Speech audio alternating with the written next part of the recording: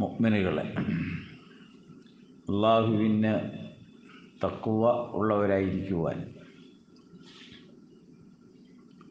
ഇഹപര ജീവിത വിജയം കരസ്ഥമാക്കുന്നതിന് വേണ്ടി അള്ളാഹുവിൻ്റെ വിധിവിലക്കുകളോട് ജീവിതത്തെ ക്രമപ്പെടുത്തുവാനും ചിട്ടപ്പെടുത്തുവാനും, സർവോപരി ജീവിതത്തിലുടനീളം അച്ചടക്കം പാലിക്കുവാനും എല്ലാവരെയും ഉണർത്തുകയും ഉപദേശിക്കുകയും ചെയ്യുന്നു. മഹത്തായ റമളാനിൻ്റെ ആദ്യ ജുമുഅയ്ക്ക് സാക്ഷികളാവുകയാണ് നമ്മളെല്ലാവരും. ഒരു മനുഷ്യനെ അപേക്ഷിച്ച് ഹിദായത്ത് ലഭിക്കുക ജീവിതത്തിലെ ഏറ്റവും അമൂല്യമായ നിധി അതാണ്. അതുപോലെ സമ്പത്തുമാണ് ഹിദായത്ത്. വിശുദ്ധ ഖുർആൻ ലോകത്തിന് വെളിച്ചമായി നൽകിയപ്പോൾ അതുവഴി ഉത്ഭൂതമാക്കുന്ന നന്മ എന്ത്, അത് ഖുർആൻ വിവരിക്കുന്നത് ഷഹ്റു റമളാനല്ലദീ ഉൻസില ഫീഹിൽ ഖുർആൻ, ഖുർആൻ അവതരിച്ച ഒരു മാസമാണ് യഥാർത്ഥത്തിൽ റമളാൻ.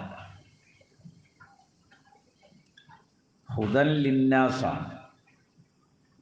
മനുഷ്യവംശത്തെ സംബന്ധിച്ച് അത് ഹിദായത്തിൻ്റെ ഒരു സമയവും ഒരു സന്ദർഭവുമായി ഖുർആൻ പ്രസ്താവിക്കുന്നു. അപ്പം നമുക്കൊക്കെ ഇസ്ലാം അതിലൂടെ കരഗതമായ ഹിദായത്തുണ്ട്. അതാണ് നമ്മുടെ ജീവിതത്തിലെ അമൂല്യമായ നിധി. അത് നഷ്ടപ്പെടാതിരിക്കാൻ ശ്രദ്ധിക്കണം എന്നതാണ് റമളാനിലെ ഏറ്റവും വലിയ ആവശ്യം. റബ്ബന ലാ തുസിഗ് ഖുലൂബന ബഅദ ഇദ് ഹദൈതന വഹബ് ലനാ മിൻ ലദുൻക റഹ്മ ഇന്നക അൻതൽ വഹാബ്. ഞങ്ങളുടെ നാഥ, ലാ തുസിഗ് ഖുലൂബന, ഞങ്ങളുടെ ഹൃദയങ്ങളെ താളം തെറ്റിച്ച് കളയരുത്, വ്യതിചലിപ്പിക്കരുത്, വഴുതിപ്പോകരുത്. ബഅദ ഇദ് ഹദൈതന, നീ ഞങ്ങൾക്ക് ഹിദായത്ത് നൽകി അതിന് ശേഷം. ഹിദായത്ത് ലഭിച്ച ശേഷം അത് മനസ്സിൽ നിന്ന് വഴുതിപ്പോവുക, കാര്യഗൗരവമില്ലാതെ ആ ഹിദായത്തിനെ അവഗണിക്കുക, ജീവിതം സ്വന്തം ഇഷ്ടപ്രകാരമാക്കി തീർക്കുക, ഇതൊക്കെ വലിയ ഗുരുതരമായ കുറ്റമാണ്. അത് ലഭ്യമായ വെളിച്ചത്തിൻ്റെ, ഈമാനിൻ്റെയും ഹിദായത്തിൻ്റെയും അമൂല്യത അറിയേണ്ട ഒരു ദിവസമുണ്ട്. അന്നാണ് ഇതിൻ്റെ മഹത്വം ഒരാൾക്ക് മനസ്സിലാവുക. റബ്ബന ലാ തുസിഗ് ഖുലൂബന ബഅദ ഇദ് ഹദൈതന വഹബ് ലനാ മിൻ ലദുൻക റഹ്മ. മനസ്സിൽ നിന്ന് ഹിദായത്ത് നീങ്ങിപ്പോകാതിരിക്കാൻ നിരന്തരമായി ഞങ്ങളോട് നീ കരുണ ചെയ്തുകൊണ്ടിരിക്കണം. നീ ഒന്നും പകരം ആവശ്യമില്ലാതെ നന്മ ചെയ്യുന്നവനാണ്, വെറുതെ നൽകുന്നവനാണ്. ഖുർആനിലെ ഹംദ് പ്രതിപാദിച്ച ഒരായത്ത്, അൽഹംദുലില്ലാഹില്ലദീ ഹദാനാ ലിഹാദാ വമാ കുന്നാ ലിനഹ്തദിയ ലൗലാ അൻ ഹദാനല്ലാഹ്. അൽഹംദുലില്ലാ, അല്ലാഹുവിന് സ്തുതി. അല്ലദീ ഹദാനാ ലിഹാദാ, ഈ വഴിയിലേക്ക് നയിച്ചത്, നടത്തിച്ചത്, ഈ രാജമാർഗം കരസ്ഥമാക്കുന്നതിനും പുൽകുന്നതിനും അവസരം നൽകിയ അല്ലാഹുവേ, നിനക്കാണ് സ്തുതി. ഒരിക്കലും ഞങ്ങൾക്ക് സ്വമേധയാ ഇത് തിരഞ്ഞെടുക്കാൻ കഴിയില്ല. മറിച്ച് അല്ലാഹുവിൻ്റെ തൗഫീഖാണ്, ഉദവിയാണ് ഹിദായത്ത് തിരഞ്ഞെടുക്കുന്നതിന് ഞങ്ങളെ സജ്ജമാക്കിയത്. അതുകൊണ്ട് ഞങ്ങളെ നീ ഹിദായത്തിലാക്കിയിരുന്നില്ല എങ്കിൽ ഞങ്ങൾ ഒരിക്കലും ഈ മാർഗത്തിൽ പ്രവേശിക്കുമായിരുന്നില്ല. അപ്പോൾ മുസ്ലിം ലോകത്തെ സംബന്ധിച്ച് റമദാൻ ഹിദായത്തിൻ്റെ മാസമാണ്. ഈ കോടിക്കണക്കിന് ജനവിഭാഗം മുസ്ലിമീങ്ങളായി, മുഅ്മിനുകളായി, മുത്തഖീങ്ങളായി ജീവിക്കുന്നതിന് അള്ളാഹു കളമൊരുക്കിയത് ഈ റമദാനിലെ വഹിയാകുന്നു, അഥവാ ഖുർആനാണ്. അൽഹംദുലില്ലാഹി റബ്ബിൽ ആലമീൻ. ഹംദ് കൊണ്ട് ആരംഭിക്കുന്ന ഖുർആനിലെ ഒരുപാട് അധ്യായങ്ങളുണ്ട്. അൽഹംദുലില്ലാഹി ഫാത്തിരിസ് സമാവാതി വൽ അർദ്. പ്രപഞ്ചം സൃഷ്ടിച്ച അല്ലാഹുവിന് സ്തുതി. അതുപോലെ തന്നെയാണ് അൽഹംദുലില്ലാഹി റബ്ബിൽ ആലമീൻ. അഖില ലോകങ്ങളുടെയും രക്ഷകനായ അല്ലാഹുവിന് സ്തുതി. ഈ ലോകത്തെ സൃഷ്ടിക്കുക, രക്ഷിക്കുക, പരിപാലിക്കുക, മനുഷ്യരാശിക്ക് ഹിദായത്ത് നൽകുക, വെളിച്ചം പകരുക, അവരെ നേർവഴിയിൽ നടത്തുക, അങ്ങനെ ഒരുപാട് അനുഗ്രഹങ്ങൾ വർഷിക്കുന്ന ഒരു മാസം എന്ന നിലയിലാണ് റമദാനിനെ നമ്മൾ കാണുന്നത്. സുന്നത്ത മൻ ഖദ് അർസൽന ഖബലക മിർ റുസുലിന വലാ തജിദ് ലി സുന്നത്തിന തഹ്വീല. നിനക്ക് മുൻപ് നാം നിയോഗിച്ച കുറേ നബിമാരുണ്ട്. ആ നബിമാരുടെ ചര്യ നീ പിന്തുടരണം. ഇത് അല്ലാഹുവിൻ്റെ റസൂലിനോടുള്ള നേർക്ക് നേരെയുള്ള നിർദ്ദേശമാണ്. നബി മാ കുന്തു ബിദ്അൻ മിനർ റുസുൽ എന്നാണ് ഖുർആൻ വിവരിച്ചത്. ഞാനൊരു നൂതന നബിയല്ല, പുതുതായി ഒരു എന്തെങ്കിലും ജീവിത രീതി കൊണ്ടുവന്നയാളല്ല. മറിച്ച് ഇതിനു മുൻപ് നമ്മുടെയൊക്കെ കണ്ണും കാതും തുറപ്പിക്കുന്നതിന് അല്ലാഹു നിയോഗിച്ച എണ്ണമറ്റ അംബിയ മുർസലുകൾ, അവരുടെ സുന്നത്താണ് അവലംബിക്കേണ്ടത്. വലാ തജിദു ലി സുന്നത്തിന തഹ്വീല. നമ്മുടെ ഒരു സുന്നത്തിനും മാറ്റമൊന്നും ഉണ്ടാവില്ല. അത് അല്ലാഹുവിൻ്റെ നിയമക്രമമാണ്. പ്രപഞ്ചവും പ്രകൃതിയും നിലനിർത്തപ്പെട്ടത് ആ സുന്നത്തിൻ്റെ അടിസ്ഥാനത്തിലാണ്.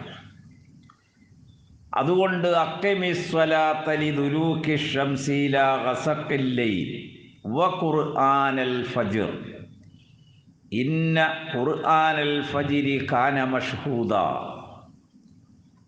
അതുകൊണ്ട് നീ നമസ്കാരം നിലനിർത്തുക. വല്ലാത്ത ഒരു നിർദ്ദേശമാണ്. ഖുർആൻ ആവർത്തിച്ച് 600ഓളം ഭാഗങ്ങളിൽ പ്രതിപാദിച്ചൊരു വിഷയമാണ്. നമസ്കരിക്കുക എന്ന കൽപ്പനയ്ക്കപ്പുറം നമസ്കാരം നിലനിർത്തുക എന്നാണ് ഖുർആൻ വിശ്വാസികളോട് അഭ്യർത്ഥിച്ചത്. നമസ്കാരം നിലനിർത്തുമ്പോഴാണ് ജീവിതത്തെ ഉന്നതിയിലേക്ക് നയിക്കുന്നത്, ജീവിതത്തിൽ നല്ല മനസ്സുകൾ ഉണ്ടാകുന്നത്, തെളിമയാർന്ന ജീവിതത്തിന് സൗകര്യമുണ്ടാവുക, മലിനമായ എല്ലാ ചിന്തകളും മനസ്സിൽ നിന്നുമായി. അതുകൊണ്ടാണ് നമസ്കാരം നിലനിർത്തിപ്പോരണം. അല്ലാഹുവിൻ്റെ റസൂൽ അക്കാര്യത്തിൽ വളരെ കണിശത പുലർത്തിയിരുന്നു. നബി സല്ലല്ലാഹു അലൈഹി വസല്ലമയുടെ അവസാനത്തെ 100 ദിവസങ്ങൾ അവിടുന്ന് ഈ അനുയായികളുമായി ബന്ധപ്പെട്ട് നടത്തിയ, പറഞ്ഞ, ആശീർവദിച്ച കാര്യങ്ങൾ മാത്രം പ്രതിപാദിച്ച 100 യൗം, 100 ദിവസം, നബിയുടെ അവസാന ദിവസം എന്ന പേരിൽ ഒരു കിതാബുണ്ട്. അതിലേതാണ്ട് 100 ദിവസം 100 കാര്യങ്ങൾ പ്രതിപാദിക്കുന്നുണ്ട്. നബി നമ്മളോട് പറയുന്നതാണ്. അതിലാവർത്തിച്ച ഒരു ദിവസത്തെ ആവർത്തനം, നമസ്കാരം ഞാൻ നിങ്ങളെ ഏൽപ്പിക്കുന്നു എന്നാണ്. നമസ്കാരം എന്നത് നിങ്ങളെ ചുമതലപ്പെടുത്തുകയാണ്. നിങ്ങൾ നമസ്കരിക്കണം, അത് നിലനിർത്തിപ്പോരണം. ഇന്ന സ്വലാത്ത തൻഹാ അനിൽ ഫഹ്ശാഇ വൽ മുൻകർ. നമസ്കാരം സ്വഭാവത്തിൻ്റെ ദുഷ്വൃത്തികളെയെല്ലാം മായ്ച്ചു കളയും. നമ്മുടെ ദുസ്വഭാവത്തെ ഇല്ലാതാക്കും. അതേ നിലയിൽ തന്നെയാണ് നീചമായ എല്ലാ പെരുമാറ്റങ്ങളിൽ നിന്നും ഒരാളെ കാത്തു രക്ഷിക്കും എന്ന് പറഞ്ഞാൽ മനുഷ്യനെ സംസ്കരിക്കും എന്നാണ് ആ പറഞ്ഞതിൻ്റെ അർത്ഥം. അതുകൊണ്ട് നമസ്കാരം നിലനിർത്തണം. അഖിമിസ്വലാത്തലി ദുലൂകി ശംസി ഇലാ ഗസഖിൽ ലൈൽ. സൂര്യൻ മധ്യാഹ്നത്തിൽ നിന്ന് നീങ്ങിയാൽ അപ്പോൾ ആരംഭിക്കുന്നൊരു നമസ്കാരം, രാത്രി ഇരുട്ട് മൂടുന്നത് വരെയും. അപ്പോൾ ളുഹറും അസ്റും മഗ്രിബും ഇശാഉമാവും. വ ഖുർആനൽ ഫജ്ർ, ഉണ്മപ്രഭാതത്തിലെ ഖുർആൻ. ലോകത്തെവിടെയും സുബഹ് നമസ്കാരം സാമാന്യം ദൈർഘ്യമായിരിക്കും. അങ്ങനെ ദൈർഘ്യമാകാൻ കാരണം റക്അത്ത് കൂടിയത് കൊണ്ടല്ല. റക്അത്ത് ഹ്രസ്വമാണ്, 2 റക്അത്തുള്ളൂ. പക്ഷേ ഖുർആൻ പാരായണം കൂടുതലായിരിക്കും. നമ്മളൊക്കെ 1 മിനിറ്റ് വൈകിയാൽ എന്തു വിഷമാ സുബഹിക്ക്, എന്തിനാ അത്രയും നിസ്കരിക്കണമെന്നൊക്കെ ചോദിക്കും. പക്ഷെ ഖുർആൻ പറയുന്നത് വ ഖുർആനൽ ഫജ്ർ, ഫജ്റിലെ ഖുർആൻ. ഇന്ന ഖുർആനൽ ഫജ്രി കാന മഷ്ഹൂദ. ഫജ്റിലെ ഖുർആൻ അള്ളാഹുവിൻ്റെ മുൻപിൽ മലക്കുകളുടെ സാക്ഷീകരണം നിർവഹിക്കപ്പെട്ടുകൊണ്ടിരിക്കുന്നതാണ്. ഇമാം ബുഖാരി ഉദ്ധരിക്കുന്നൊരു ഹദീസ്, നബി സല്ലല്ലാഹു അലൈഹി വസല്ലമ പറഞ്ഞു, ഒരു മനുഷ്യനിൽ അള്ളാഹു ചുമതലപ്പെടുത്തപ്പെടുന്നത് 2 ഘട്ടത്തിലാണ് മലക്കുകളെ. അതിലൊന്ന് പകൽ അവനോടൊപ്പം സംരക്ഷകനായി, സാക്ഷിയായി. മറ്റൊന്ന് രാത്രിയാണ്. രാത്രി ചുമതലപ്പെടുത്തപ്പെടുന്ന മലക്കുകൾ അള്ളാഹുവിലേക്ക് കയറിപ്പോകുന്നത് പ്രഭാതത്തിലാണ്. സുബഹിക്ക് പകൽ ചുമതലപ്പെടുത്തപ്പെടുന്ന മലക്കുകൾ അവനോടൊപ്പം വന്ന് ചേരുന്നത് ഫജ്റിലാണ്. അപ്പോൾ ഈ 2 ഘട്ടത്തിലെയും മലക്കുകൾ അള്ളാഹുവിൻ്റെ മുൻപിൽ സാക്ഷി പറയും. എന്താണ് സാക്ഷി പറയുക? ഞാൻ നിന്റെ അബ്ദിൻ്റെ അടുക്കൽ ചെല്ലുമ്പോഴും പോരുമ്പോഴും നിന്റെ മഹത്തായ കലാം പാരായണം ചെയ്തുകൊണ്ടിരിക്കുകയാണ്. ഇന്ന ഖുർആനൽ ഫജ്രി കാന മഷ്ഹൂദ. അത് വളരെ വലിയ വിജയവും നേട്ടവും അനുഗ്രഹവും പരലോക പ്രാപ്തിയും വിജയവുമാണെന്ന് വിശുദ്ധ ഖുർആൻ ഉണർത്തുന്നു. വമിനൽ ലൈലി ഫതഹജ്ജദ് ബിഹി. അതുകൊണ്ട് രാത്രി ഉറക്കം എഴുന്നേൽക്കാം.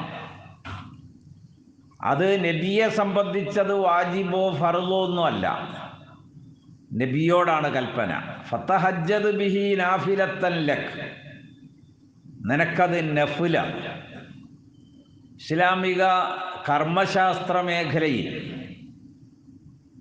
2 വാക്കുകളാണ് ഇമാമുകൾ ഉപയോഗിച്ചത്. ഒന്ന് സുന്നത്ത്, 2 നഫ്ല്.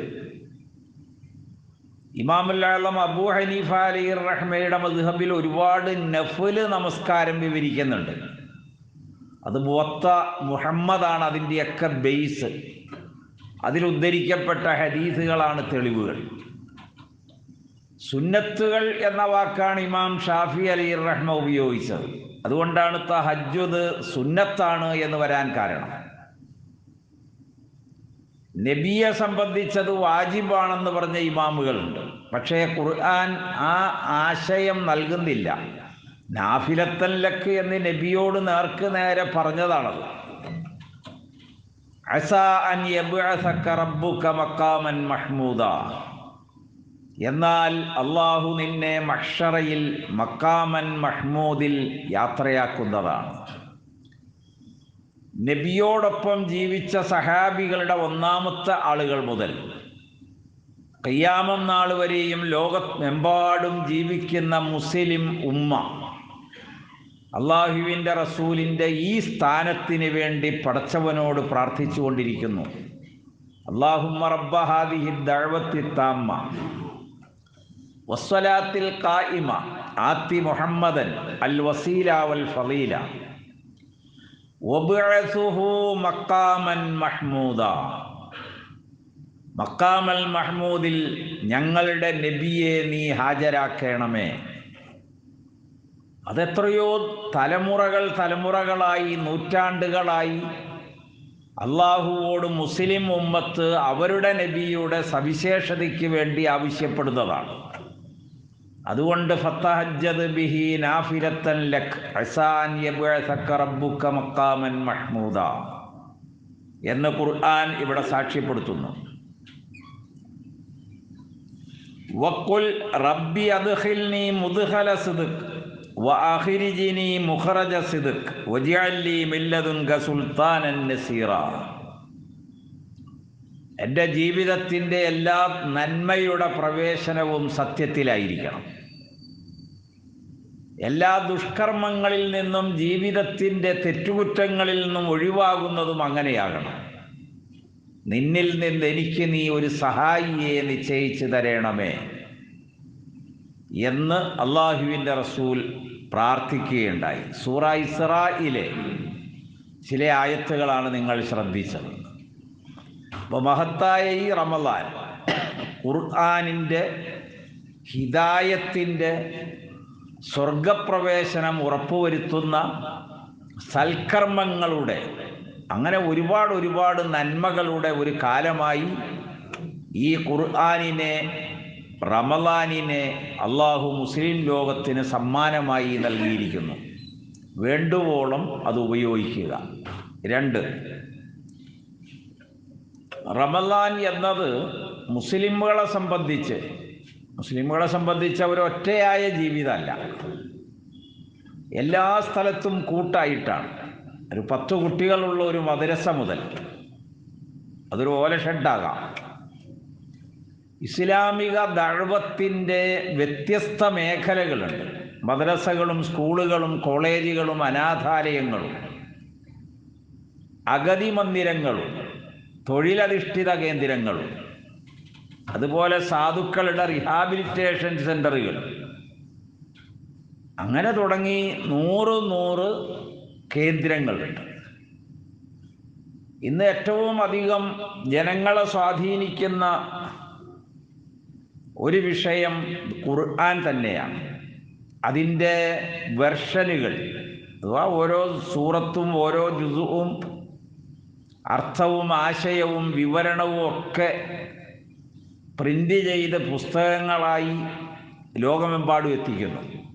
അങ്ങനെ ലോകമെമ്പാടും ഇസ്ലാമിക ദഅവത്ത് കേന്ദ്രങ്ങൾ, പഠന കേന്ദ്രങ്ങൾ ഇതെല്ലാം വൻ പ്രതീക്ഷയോടെ കാത്തിരിക്കുന്നത് ഈ റമളാനാണ്. അതിലേതെങ്കിലും ഒരു വിഭാഗമല്ല ഈ പറഞ്ഞത്. ലോകമെമ്പാടുമുള്ള മുസ്ലിം സമൂഹത്തിൻ്റെ പ്രവർത്തന മേഖലകൾ അങ്ങനെയാണ്. അപ്പോൾ ഈ റമളാനിൽ നമുക്ക് എത്രത്തോളം അത് വ്യാപകമാക്കാം, എത്രത്തോളം കൂടുതൽ സംരംഭങ്ങളെ സഹായിക്കുകയും സഹകരിക്കുകയും ചെയ്യാം, അതൊക്കെ നമ്മൾ ലിസ്റ്റ് ഉണ്ടാക്കി വയ്ക്കണം. ഈ വർഷം 10 എങ്കിലത് അടുത്ത വർഷം 20 കൂടെ. അങ്ങനെ ഓരോ റമളാൻ കഴിയുമ്പോഴും അടുത്ത റമളാനിലേക്ക് എണ്ണങ്ങൾ കൂടുകയും വണ്ണങ്ങൾ വർദ്ധിക്കുകയും ചെയ്യുമ്പോൾ ഇസ്ലാമിക സമൂഹം വളരെ സന്തോഷകരമായി നിലനിൽപ്പ് ഉറപ്പുവരുത്തും. അതിൻ്റെ ഒരു മാസമാണ്. അപ്പോൾ അതിന് പല പേരുകളാണ്. സ്വതക്ക എന്നോ ഹദിയ എന്നോ നേർച്ചകളെന്നോ സക്കാത്ത് എന്നോ അങ്ങനെ ഏത് പേരിലുമാകാതെ ഓരോരുത്തരും മദ്രസയ്ക്കുള്ളത് പള്ളിക്ക് പറ്റുമോ, പള്ളിക്കുള്ളത് മദ്രസയ്ക്ക് പറ്റുമോ എന്ന് ഇന്നും ചോദിക്കുന്ന കാലമാണ്. ഇത് പേര് മാത്രമേ മാറുന്നുള്ളൂ, ആശയവും താല്പര്യവും ഒന്നാണ്. അള്ളാഹുവിൻ്റെ മാർഗം ഫീ സബീലില്ല എന്നാണ് ഖുർആൻ അതിന് ഉപയോഗിച്ച വാചകം. അതിനെ ഇമാം മാലിക്, ഇമാമു ദാറുൽ ഹിജ്റ, മദീനയിലെ ഇമാമെന്നാണ് പറഞ്ഞത്. വേറൊരാൾ ആ പേരിലില്ല. ഇമാമു ദാറുൽ ഹിജ്റ മാലിക് ഇബ്നു അനസ് റളിയല്ലാഹു അൻഹു എന്ന് പറഞ്ഞാൽ ഒരു ഗവേഷണവും ഒരു ഡിക്ഷണറിയും ഇല്ലാതെ സബീലില്ലയുടെ അർത്ഥം മനുഷ്യർക്ക് മനസ്സിലാകുന്ന ഭാഷയിൽ പറഞ്ഞു. കേരളത്തിലും മറ്റു പല രാജ്യത്തും പണ്ഡിതന്മാർക്ക് മാത്രം മനസ്സിലാകാത്തത്. അദ്ദേഹം പറഞ്ഞത് എല്ലാ കിതാബുകളിലുണ്ട്. ഫീ സബീലിൽ ഖൈരി കുല്ലിഹി, ഖൈറായ എല്ലാ കാര്യങ്ങൾക്കും ഫീ സബീലില്ല എന്നാണ് പറയുക. 1, 2, 3 ഇങ്ങനെ എണ്ണ ഉണ്ടല്ലോ. അപ്പം ഇത്രയും ഞാൻ സൂചിപ്പിച്ചത് എല്ലാ കാര്യങ്ങളിലും നന്മകൾ വർദ്ധിപ്പിക്കേണ്ട പ്രതീക്ഷ നിലനിർത്തിക്കൊണ്ടിരിക്കുന്ന മുസ്ലിം ലോകത്തിൻ്റെ വമ്പിച്ച പ്രത്യാശയുടെ ഒരു മാസം. നാം എത്രത്തോളം അതിൽ സഹകാരികളാകാം എന്ന് ആലോചിക്കുന്നത് നന്നായി. 3, എന്തിനാണ് നമ്മൾ നോമ്പെടുക്കുന്നത്? ഖുർആൻ അതിന് വ്യക്തമായ ഒരു മറുപടി പറഞ്ഞിട്ടുണ്ട്. യാ അയ്യുഹല്ലദീന ആമനൂ കുത്തിബ അലൈക്കുമുസ് സിയാം കമാ കുത്തിബ അലല്ലദീന മിൻ ഖബലിക്കും ലഅല്ലക്കും തത്തഖൂൻ അയ്യാമൻ മഅദൂദ ഫമൻ ഷഹിദ മിൻകുമുശ് ശഹ്റ ഫൽയസുംഹു. വിശ്വാസികളെ, ഇത് ജീവിതത്തിൻ്റെ ഒരു കർമ്മമാണ്. നമസ്കാരം ചെയ്തുകൊണ്ടിരിക്കണം എന്ന് പറഞ്ഞതുപോലെ നിങ്ങൾ ജീവിച്ചിരിക്കുന്ന കാലമൊക്കെ നോമ്പെടുക്കണം. അതാണ് തൊട്ട് ചേർന്ന് പറഞ്ഞത്. നമസ്കാരം നിലനിർത്തണമെന്ന് പറഞ്ഞതുപോലെ തന്നെയാണ് ഫമൻ ഷഹീദ മിൻകുമുശ് ശഹ്ർ, ഞാൻ കഴിഞ്ഞ കൊല്ലം നോമ്പെടുത്തല്ലോ എന്നതല്ല. ഈ മാസം നിങ്ങൾക്ക് ജീവിക്കാനൊരു അവസരം നൽകിയില്ലേ, അത് തന്നെ ഏറ്റവും മഹാഭാഗ്യം. ഈ റമദാനിൽ എത്തിയല്ലോ, നിങ്ങൾ നോമ്പെടുക്കണം. എന്തിനാണ് നോമ്പെടുക്കുന്നത്? തഖ്വ ഉള്ളവരാകാൻ വേണ്ടിയാണ്. അതിന് വിവിധ ആശയങ്ങളുണ്ട്. കേവലം ഹൃദയത്തിൽ രൂപപ്പെടുന്ന, ഹൃദയത്തിൽ വളർന്നു വരുന്ന, നമ്മുടെ സ്വഭാവത്തെ നിയന്ത്രിക്കുന്ന ഒരു ചേതോവികാരമാണ് യഥാർത്ഥത്തിൽ തഖ്വ. നമ്മൾ വിനയമുള്ളവരാകും, സൗമ്യശീലരാകും, ക്ഷമാശീലരാകും, വളരെ അച്ചടക്കമുള്ളവരാകും. ഇതൊക്കെയാണ് തഖ്വയുടെ അർത്ഥം. 32 സ്ഥലത്താണ് ഖുർആൻ ആ വാക്ക് ഉപയോഗിച്ചത്. അതെല്ലാം കൽപ്പനയിലാണ്. അതും ഒരു പ്രത്യേകതയാണ്. നിങ്ങൾ തഖ്വയുള്ളവരാകണം. അള്ളാഹുവിൻ്റെ റസൂല് പറഞ്ഞു. ഇമാമുസുന്ന അഹ്മദ് ബിൻ ഹംബൽ അലൈഹി റഹ്മ ഉദ്ധരിക്കുന്നു. അതുപോലെ മുസ്ലിമിലെ ബുഖാരിയിലൊക്കെ ഉള്ളൊരു ഹദീസ്, മല്ലം യദഅ ഖൗലസ്സൂർ വൽ അമല ബിഹി ഫലൈസ ലില്ലാഹി ഹാജത്തുൻ ഫീ അൻ യദഅ തഅമഹു വ ശറാബഹു.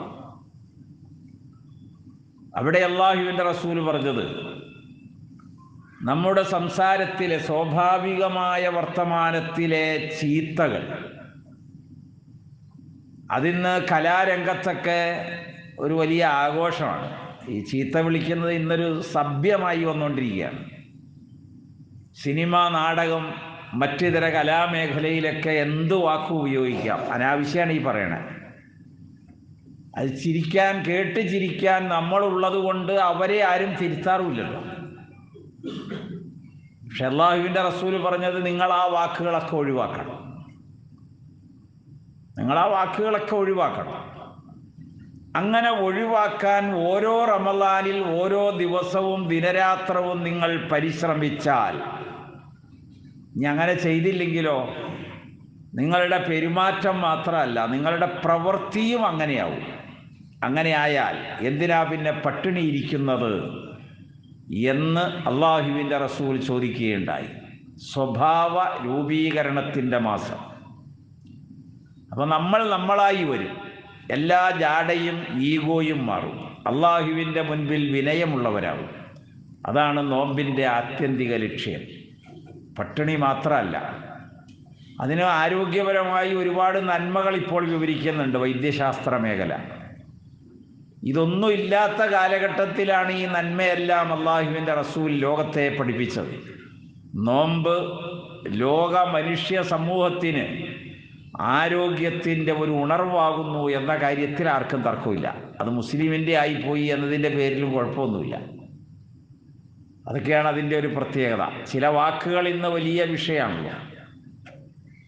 മുൻ അമേരിക്കൻ പ്രസിഡന്റ് ഖുർആൻ കത്തിക്കാൻ ശ്രമിക്കുന്നുണ്ട്. കാരണം പുള്ളിക്ക് തോന്നി ഇപ്പോൾ കുറച്ചുകൂടെ എളുപ്പം അതാണ്. അദ്ദേഹത്തിന് അത് അറിയില്ലല്ലോ.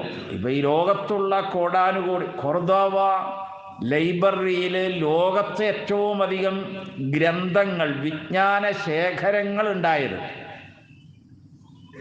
ലോകത്ത് അതിന് കിടപിടിക്കുന്ന വേറെ ഒരു രാജ്യവും ഇല്ല, ഒരു ലൈബ്രറി ഇല്ല. അങ്ങനെയുള്ളത് കത്തിച്ചു കളഞ്ഞില്ലേ കൊർദോവ ലൈബ്രറി. എന്നിട്ട് ഇസ്ലാമിക വിജ്ഞാനോ ലോകവിജ്ഞാനത്തിൻ്റെയോ ഒരു അക്ഷരം പോലും ലോകത്ത് നഷ്ടപ്പെട്ടോ? അത് ഹൃദ്യസ്ഥമായ കോടിക്കണക്കിന് മനുഷ്യരുണ്ട് പല നിലയിൽ സൂക്ഷിക്കപ്പെടുന്നത്. അതുകൊണ്ട് ഖുർആനിനെ സംബന്ധിച്ച് ഒരാൾക്കും ഖുർആനിനെ അതിജയിക്കാൻ കഴിയില്ല. ഖുർആൻ അവനെ വശീകരിച്ച് കീഴ്പ്പെടുത്തും.